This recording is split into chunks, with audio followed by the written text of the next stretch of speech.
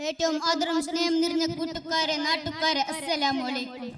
നമ്മുടെ നേതാവ് മുഹമ്മദ് നബിയുടെ പിറന്നാൾ കൊണ്ട് ആഘോഷിക്കുന്ന ഈ ശുഭവേളയിൽ റസൂലുള്ളാഹി സ്വല്ലല്ലാഹു അലൈഹി വസല്ലമയുടെ ജീവിത ചരിത്രത്തിൽ ചില കാര്യങ്ങൾ നിങ്ങളുടെ മുമ്പിൽ പറയാൻ ഞാൻ ഉദ്ദേശിക്കുന്നു. അല്ലാഹു തൗഫീഖ് നൽകട്ടെ. ഒരിക്കൽ നബി സല്ലല്ലാഹു അലൈഹി വസല്ലം തങ്ങൾ സ്വർഗ്ഗത്തിനെ കുറിച്ച് പറയുകയുണ്ടായി. അപ്പോൾ സ്വഹാബികൾ ചോദിച്ചു, അല്ലാഹുവിന്റെ പ്രവാചകരെ, ആ സ്വർഗ്ഗം ദുനിയാവിൽ എവിടെയാണുള്ളത്? അപ്പോൾ അല്ലാഹുവിന്റെ പ്രവാചകൻ പറയുന്നു, നിങ്ങൾ ഇരിക്കുന്നത് സ്വർഗ്ഗത്തിലാണെന്ന്. സ്വഹാബികൾ അത്ഭുതത്തോടെ പ്രവാചകരുടെ മുഖത്തിലേക്ക് നോക്കിയപ്പോൾ തിരുദൂതർ സല്ലല്ലാഹു അലൈഹി വസല്ലം തങ്ങൾ പറയുന്നു, ഇൽമിന്റെ മതാപാരമായി പഠിക്കുന്ന സദസ്സുകൾ സ്വർഗ്ഗത്തിന്റെ പൂന്തോപ്പമാണ്. എന്റെ പ്രിയമുള്ളവരെ, ഇൽമിന്റെ സദസ്സുകളും ഇത്രയോ മഹത്വമുണ്ടെങ്കിൽ ഇന്ന് നാം അറിവിന്റെ സദസ്സുകളിൽ നിന്ന് പറയുമ്പോൾ മടിയോടെ കാണുന്നത് ഖേദകരമാണ്. ഒരിക്കൽ അലി ഇബ്നു അബീ ത്വാലിബ് റളിയല്ലാഹു അൻഹു ഫാത്തിമ ബീബി റളിയല്ലാഹു അൻഹയോട് പറയുകയുണ്ടായി, ഫാത്തിമ,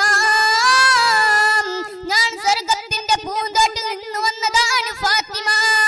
ഫാത്തിമ ബീബി അത്ഭുതപ്പെട്ടു പോയി. ദുനിയാവിൽ സ്വർഗ്ഗമുണ്ടോ? ഇൽമിന്റെ മജ്ലിസുകൾ സ്വർഗ്ഗത്തിന്റെ പൂന്തോപ്പമാണ്.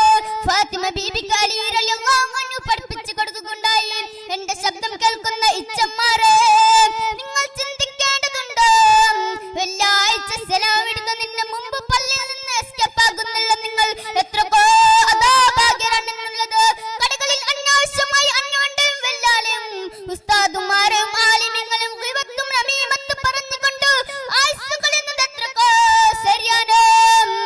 ഉസ്താദുമാരും ആലിമീങ്ങളും ചീത്ത പറഞ്ഞ് എന്തിനാണ് ഹഖീബത്തിനെ നാം നഷ്ടപ്പെടുന്നത്? നവാവി ഇമാമിന്റെ ചീത്ത പറഞ്ഞ് മരിക്കുന്ന സമയത്ത് പച്ച നാവിനെ കത്തിക്കൊണ്ട് പോയ ഇമാമിന്റെ പട്ട് നിങ്ങൾ കേട്ടിട്ടില്ലേ? അതുകൊണ്ട് എല്ലാ ആലിമീങ്ങളെയും സ്നേഹിക്കും, അവരുടെ ഇൽമിന്റെ സദസ്സിൽ പോയി പങ്കെടുക്കുകയും വേണം. ജീവിതം മുഴുവൻ അല്ലാഹുവിന്റെ വസീലയിൽ ചിലവഴിക്കാൻ അല്ലാഹു സുബ്ഹാനഹു തആല നമ്മളെ തുണ നൽകട്ടെ എന്ന് പ്രാർത്ഥന കൊണ്ട് ഞാൻ എന്റെ ഈ കൊച്ചു പ്രസംഗത്തെ നിർത്തുന്നു. അസ്സലാമു അലൈക്കും. ഹലോ